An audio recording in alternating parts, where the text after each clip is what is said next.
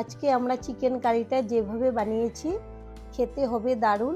আর এই চিকেন কারিটা আপনারা ভাত, রুটি, লুচি, পরোটা, ফ্রাইড রাইস, পোলাও সব কিছুর সঙ্গেই পরিবেশন করতে পারেন। খুব ভালো লাগে খেতে।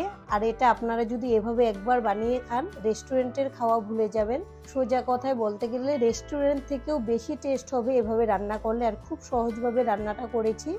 আশা করছি আপনারা যদি এভাবে বানান খুবই ভালো লাগবে। নমস্কার বন্ধুরা, আজকে আমরা বানাবো সবচেয়ে সহজভাবে চিকেন কারি। তার জন্য প্রথমে নিয়েছি এখানে 700 গ্রাম চিকেন। আর এই চিকেনগুলোকে খুব ভালো করে ধুয়ে পরিষ্কার করে নিয়েছি। সবার প্রথমেই দিয়ে দিচ্ছি লবণ, এরপর দিয়ে দেব হলুদের গুঁড়ো, কাশ্মীরি লঙ্কার গুঁড়ো, ঝাল লঙ্কার গুঁড়ো, ধনে গুঁড়ো, জিরে গুঁড়ো, আর দিয়ে দেব টক দই। আমি বড় চামচ দিয়ে 2 চামচ টক দইটা দিয়ে দিলাম। এবার সব কিছু একসঙ্গে খুব ভালো করে মেখে নেব। আর আজকে আমরা রান্নাটা যেভাবে করব আপনারা যদি ঠিক এভাবে করেন তাহলে রেস্টুরেন্টের খাওয়া ভুলে যাবেন, এতটাই টেস্টি হবে এই রান্নাটা। চিকেনটাকে খুব ভালো করে মেখে নিতে হবে। আমি চিকেনটাকে খুব ভালো করে মেখে নিয়েছি। এবার ঢেকে রেখে দেব 10 মিনিটের জন্য। 10 মিনিট পর গ্যাসে একটা কড়াই বসিয়েছি। কড়াইটা গরম করে নিয়েছি। এবার দিয়ে দেব সরষের তেল। তেলটাকে একটু নেড়ে নেব।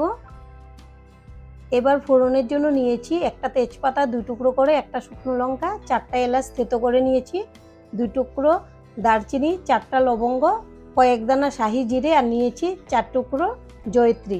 আপনারা যদি হাতের কাছে শাহি জিরেটা না থাকে সেখানে গোটা জিরেও দিয়ে দিতে পারবেন। আমি সব কিছু একসঙ্গে দিয়ে দেব। এবার ফোড়নটাকে ভেজে নেব। ফোড়নটাকে প্রায় 30 সেকেন্ড ভাজার পরে খুব সুন্দর একটা মিষ্টি সেন্টও বেরিয়েছে। এবার আমি এখানে 4টা মিডিয়াম সাইজের পেঁয়াজ খুব মিহি করে কেটে নিয়েছি, এই পেঁয়াজ কুচিগুলো দিয়ে দেব। আর এখানে পেঁয়াজটা একটু বেশিই লাগবে, আর যতটুকু পারবেন পেঁয়াজটাকে খুব মিহি করে কেটে নেবেন। এবার পেঁয়াজগুলোকে খুব ভালো করে ভেজে নেব। এবার আমি দিয়ে দেব স্বাদ অনুযায়ী লবণ। আমি প্রথমে চিকেন ম্যারিনেট করার সময় লবণ দিয়েছিলাম, এবার আরেক চামচ দিয়ে দিলাম।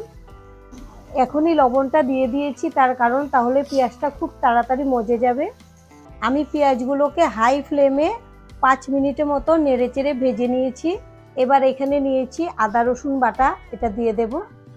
আদা রসুনটা দিয়েও প্রায় 1 মিনিটের মতো ভেজে নিতে হবে, এর কাঁচা সেন্টটা চলে যাওয়া পর্যন্ত। আদা রসুন 1 মিনিট ভেজে নিয়েছি। এবার এখানে নিয়েছি 2টা টমেটো পেস্ট করে, এটা দিয়ে দেব। আপনারা চাইলে এখানে টমেটোটা কুচি করেও দিতে পারেন। আবারও আমি 1 চামচ লবণ দিয়ে দেব। যখনই টমেটো দেবেন সঙ্গে সঙ্গে লবণ অল্প দিয়ে দিতে হয়, তাহলে কিন্তু রান্নাটায় খুব ভালো টেস্ট আসে। টমেটো দিয়ে প্রায় 1 মিনিটের মতো নেড়েচেড়ে ভেজে নিয়েছি।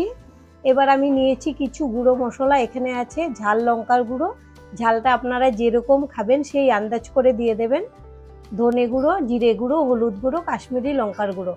যেহেতু আজকে আমরা চিকেন কারি রান্না করছি এখানে কিন্তু মশলাটা বেশিই লাগবে, তাই আমি প্রথমে ম্যারিনেট করে নিয়েছিলাম মশলা দিয়ে, আবারও আমি এখনও দিয়ে দিচ্ছি।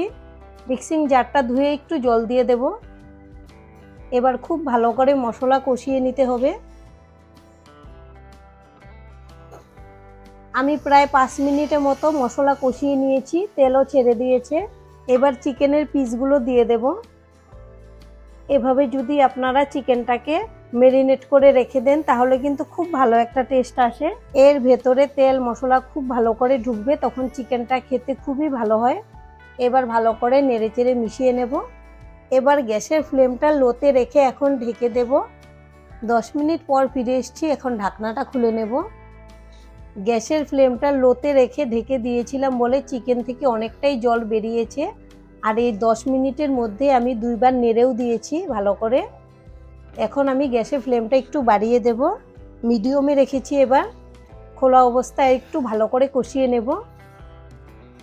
আমি চিকেনটাকে খোলা অবস্থায় আরও 10 মিনিটের মতো কষিয়ে নিয়েছি।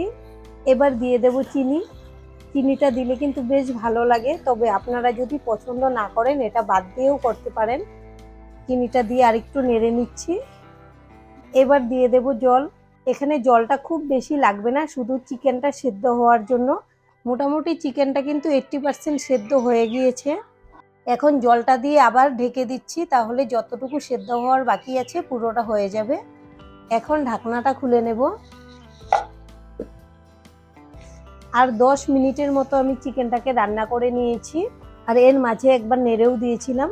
এখন খোলা অবস্থায় আরেকটু রান্না করে নিতে হবে। আর আমাদের আজকের রেসিপিটা দেখে যদি আপনাদের ভালো লাগে একটা লাইক দিয়ে দেবেন।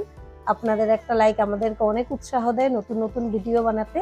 আর আমাদের পাশে থেকে চ্যানেলটিকে সাবস্ক্রাইব করে নেওয়ার জন্য অনুরোধ রইল। এবার গরম মশলার গুঁড়ো দিয়ে দেব।